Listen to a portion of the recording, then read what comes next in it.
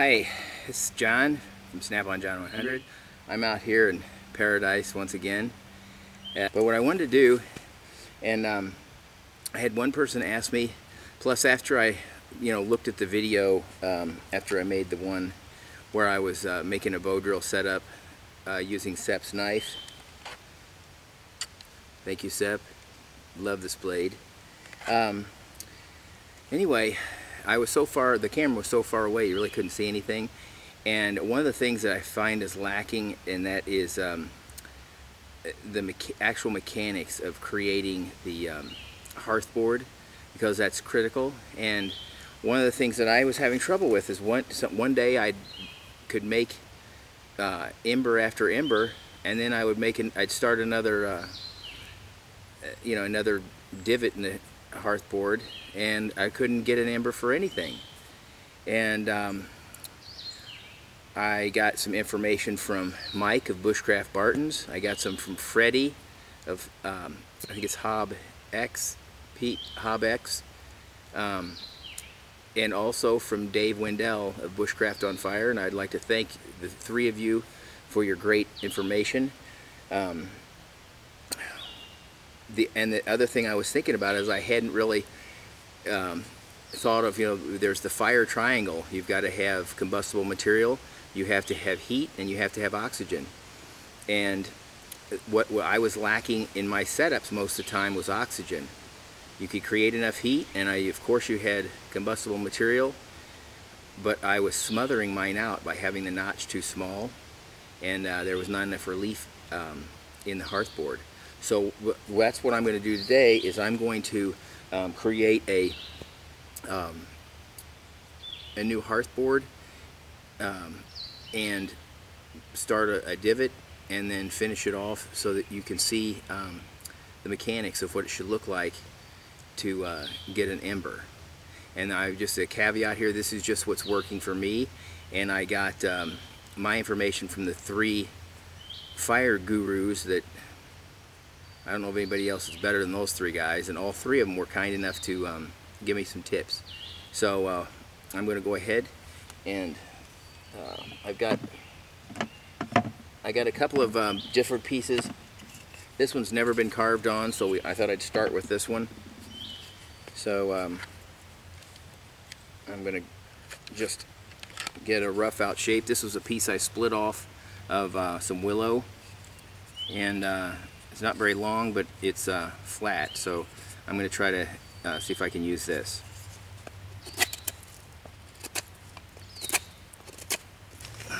Alright. Okay, you can see my hands pretty much. What I'm doing is I'm just trying to flatten it off a little bit where I'm going to have my divot.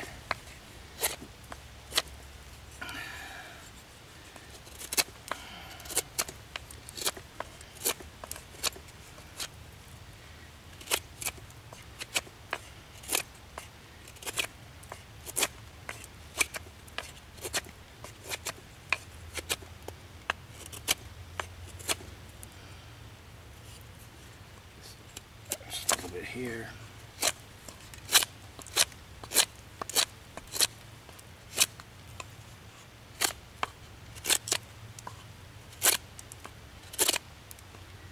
There we go.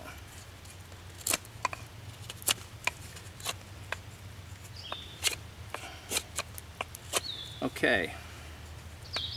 So it's flat on both sides, and it's important it's flat on the bottom so that it doesn't move around when you're trying to hold it down with your foot.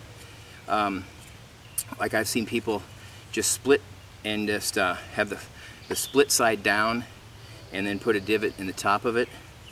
I found that I need to flatten it out first on top because my divot wants to wander around. So that's why I make sure I got a flat spot for where I'm going to start that, and then I want to get a straight edge on the side. Okay, pick either side here. Okay.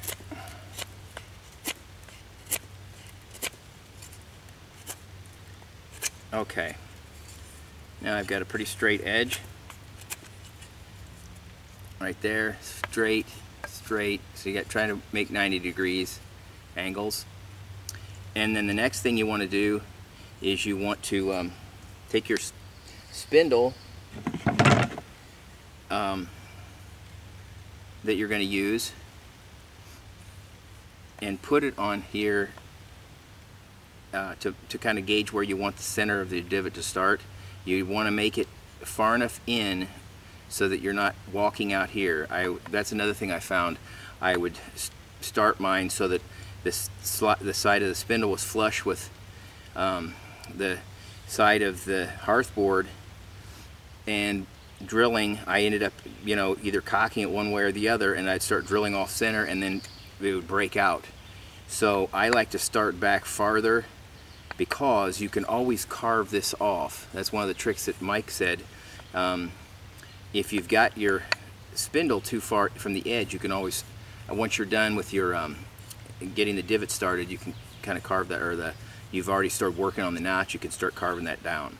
So I bring mine in. What I would start is I go to the edge and then I go 50% more in. So and then I mark it with the knife point where I want to be. So that would be about here. And you want to make sure that you don't ever do something like this where you're prying against your hand or your leg or anything else that you don't want to stab. You can, I'm sitting in a chair, so I'm doing this up in the air, but the best way is to put it on against a tree or onto the ground, so you're actually, and then the other thing to do too that's for safety is have your hand like this, and that way you can't slip down the knife blade if your hand happens to slip, if it's wet out or something. So that's the best way to drill. And then just bring it around, keep the tip in the center of the hole, and then just swing it around at a wide angle, and that will, it's shallower, but it will bring the diameter of the divot out. Okay, and that is pretty much all you need to start with, just like that. Okay, so I've got it right there. I'm going to bring this right up to the camera when I get farther along. So anyway, okay, now I'm going to seat. I'm going to seat everything.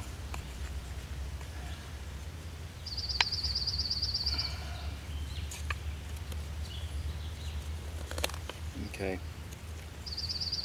so I need a bearing block.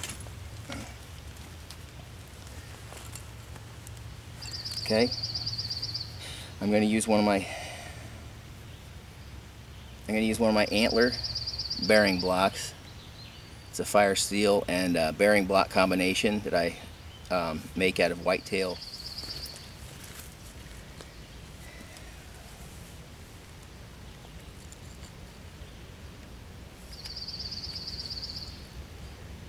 I make sure I put my hearth board in the right where across where my arch is on my shoe, right in the middle.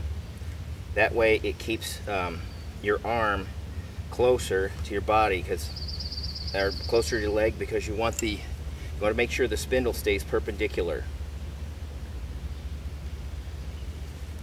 Okay.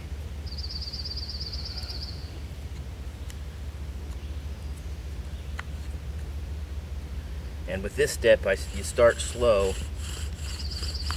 Make sure you're centered.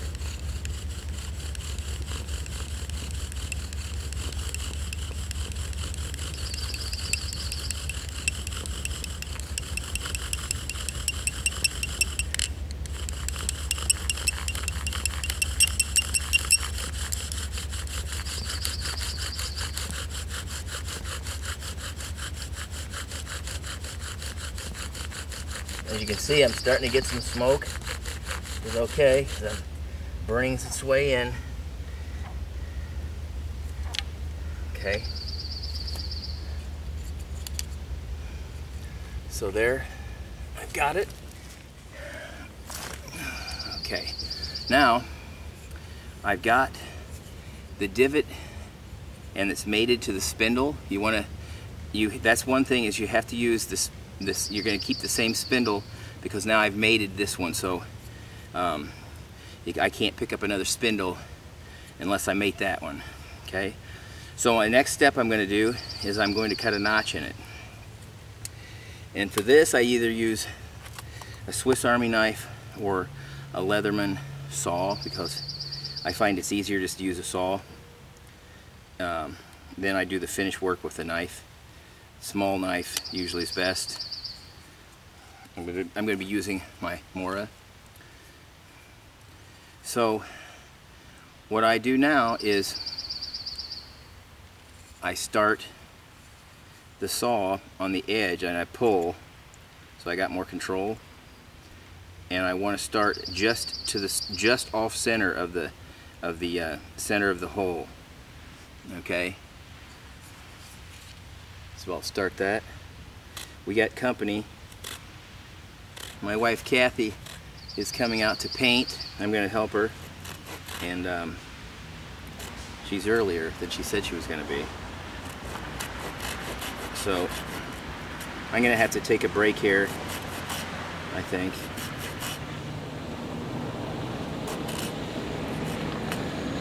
Alright, I'm going to take a break. Okay. Alright, I've started the notch. So then I just go ahead and use a saw and saw it. I have been using a notch shaped like a U rather than a V, because you have more wood. You have less likely of having the wood get thin on the edges and chip out. If you've done this at all very often, you've had experience of having the one or more of the sides chip off while you're drilling, and then the bow or the spindle won't stay in the hole. So I bring the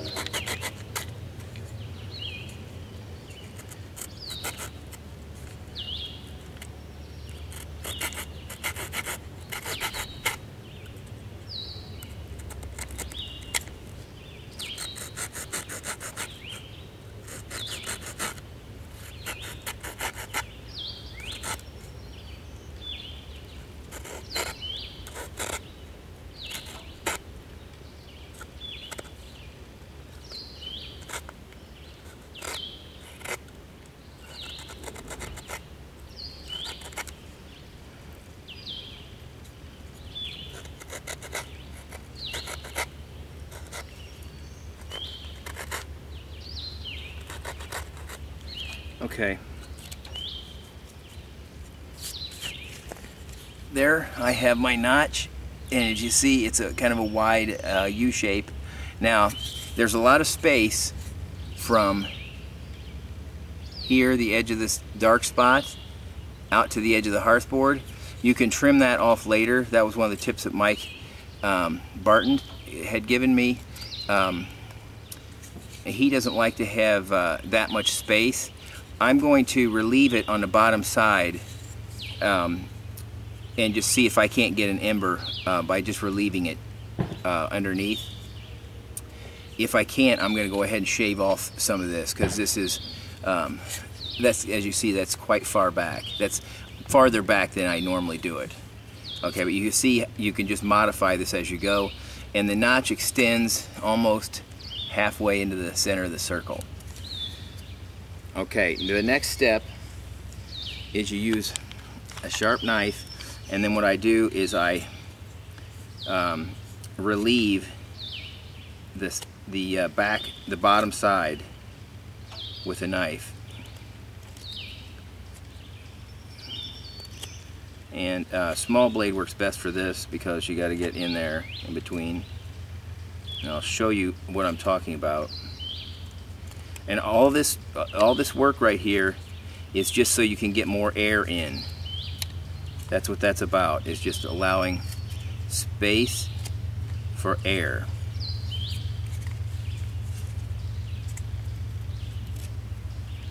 And I'm just about ready to show you what this looks like.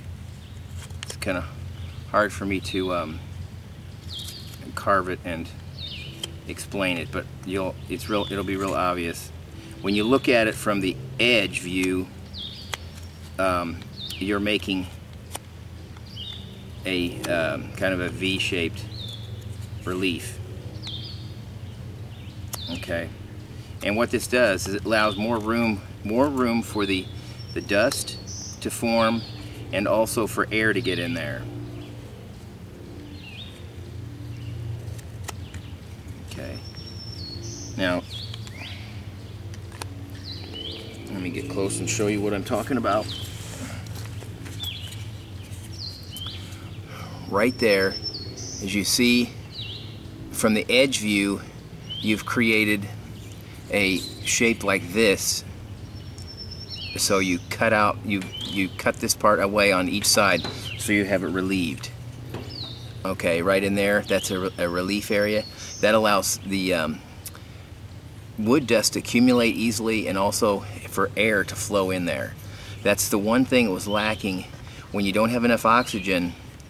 When you have heat and a flammable material, all you're going to end up with creating charcoal. And I think that's what I was doing a lot of times when the ember wouldn't form. I'd get tons of smoke, but it would not really ignite. Okay, so this one's just about done. And if I'm going to go ahead and try it. If I need to, what I'm going to do, like Mike suggested, is shave off the front so that I have less room for the dust to get to the edge. But I think with this relief here, that will probably be fine. Okay, so now the next thing is I'm going to try using the Bowdrill on it and seeing if I can create an ember.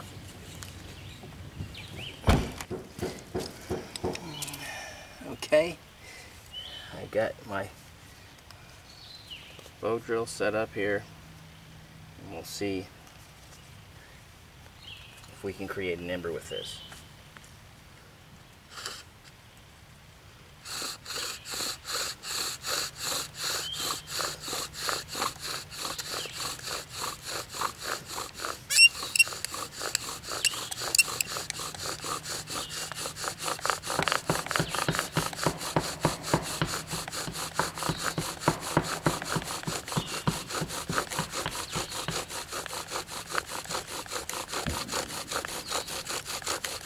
Smoking.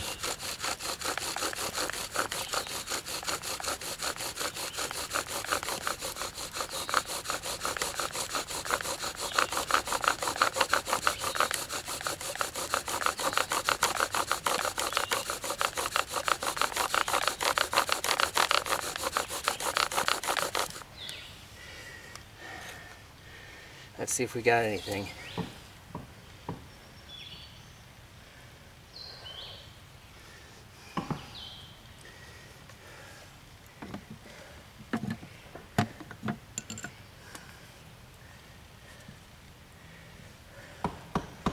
Okay, this is good because this way it'll give you a chance to see this. You see how the notch filled up and then it started piling up around the outside? Well, what happens when that happens, it's not getting any oxygen at all. So what I got to do is, like Mike said, I'm going to shave off some of this so that it's closer to the edge, so I've got more oxygen. Okay, I'm going to be doing that right now.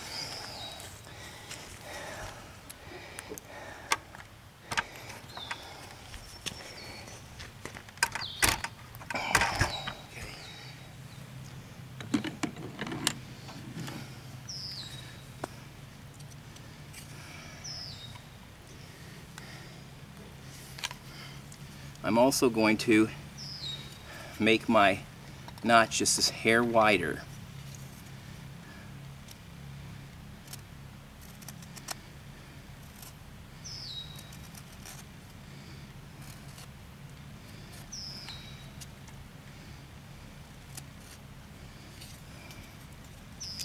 I'll show you that first before I shave off any of the other part.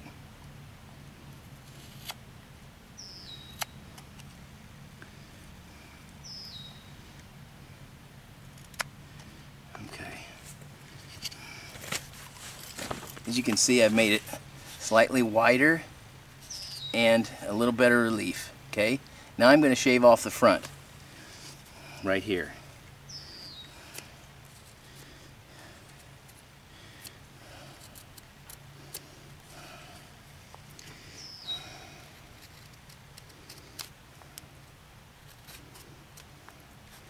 You got to do this in a controlled manner so that I don't knock the end off that piece.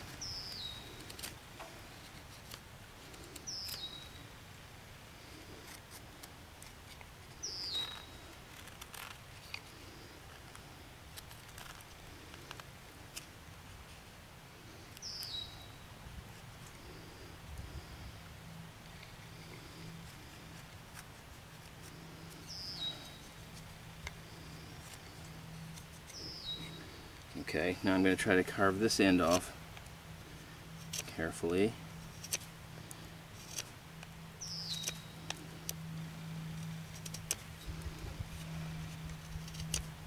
It's easier when it's not the very end because you've got, I could flip it around and hold on to the other side, but this is so short that I can't. So I'm just going to use my thumb for the other side.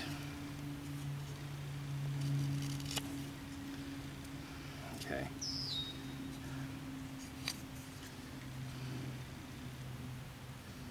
Just kind of push it in there. There we go. Actually just broke it off.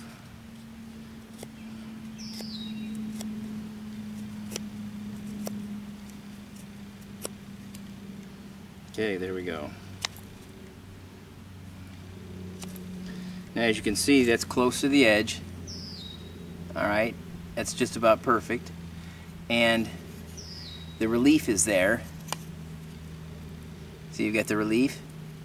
So we should get plenty of... Okay.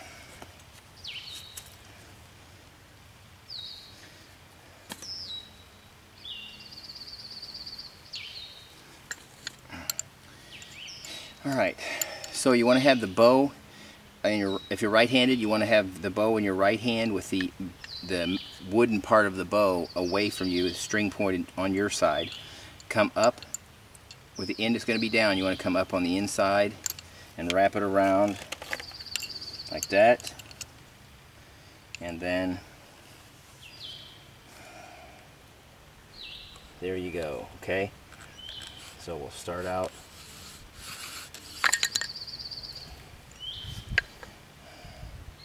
I think my spindle is off center. It keeps trying to jump out.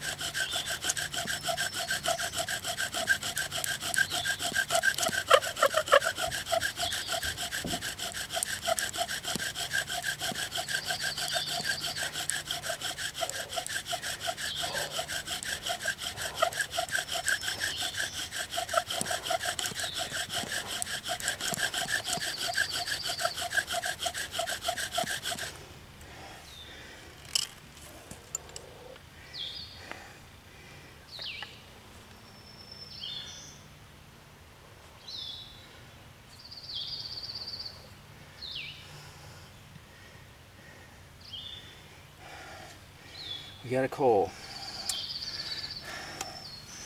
Okay.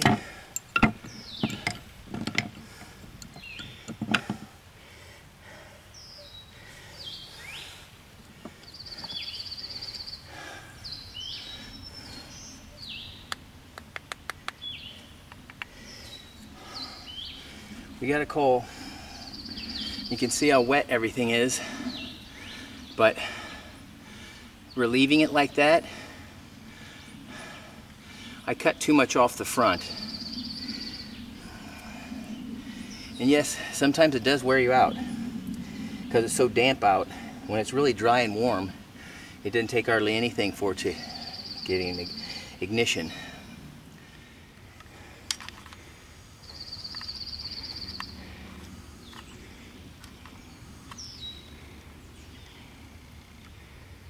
There you go. You can see it. See